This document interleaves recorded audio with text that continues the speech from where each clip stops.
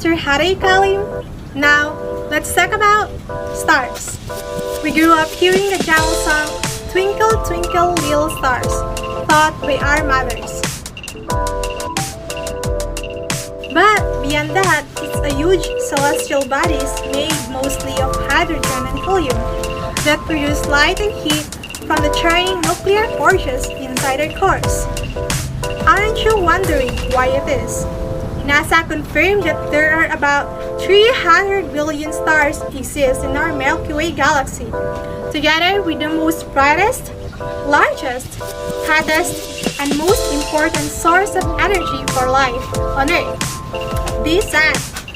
Stars, also called nebulae, a cloud of dust and scattered throughout most galaxies. But not all ends up as a part of a star. Others can be planets, asteroids, or comets, or mere made as dust.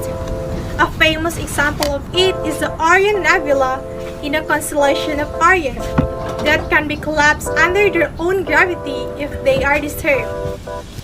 In general, star's life cycle spans billions of years, depends on its large, solid, and heaviness structure. A region of condensing matter will begin to heat up and start to glow, forming protostars that contain enough matter, and the general temperature reaches about 15 million degrees centigrade. It is also considered to be born once nuclear fusion reaction begins at its center and remain as a main sequence star for millions or billions of years. And if the outer layers begin to expand, cool and shine less brightly, it became a red giant. And eventually, a planetary nebula where helium core runs out. And the outer layer drifts away from the core as a gaseous shell. The remaining core that has 80% of the original star became a white dwarf. The star eventually cools and dims.